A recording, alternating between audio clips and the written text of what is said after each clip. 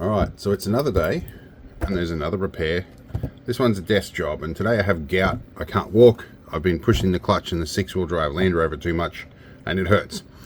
My apprentice has this Smiggle clock.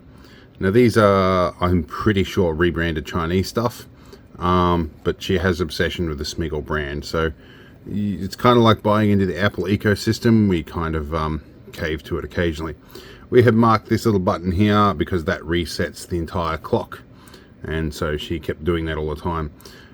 Anyway, this has a projection unit. You push on this and it projects on the top, but as you're probably noticing, it's not quite level. Somewhere along the lines this got thrown or dropped or walked on or something, and it's broken something inside, so we need to fix that.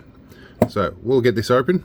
First thing we're going to do is peel this silicone rubber jacket off, and now it looks like any other Chinese clock. We're going to remove batteries, disassemble.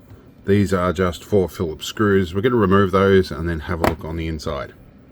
Alright, we have it open, and I can see this module here appears to be the projector, and I think that can be removed as an entity.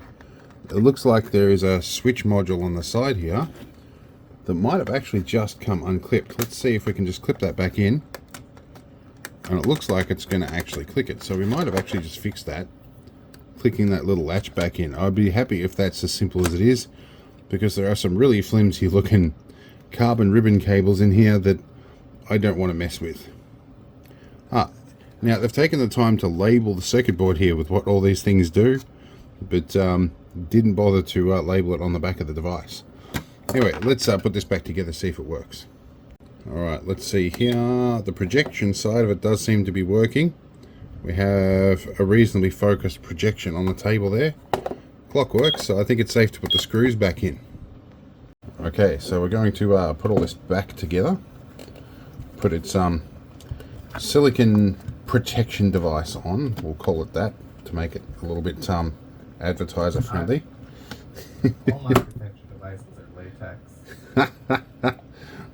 We've got some people in the background here too. I forgot to hit the mute button, and it's all good. Alright, so now I've got to set the time, which is the single most frustrating thing on this, but we'll get it there. Alright, and the time is set, and the projection side of it works, and it was an easy fix. So we'll move on to the next thing. There's probably about 100 of these things to do today, so we'll find something else that needs fixing. Anyway, see you in the next one.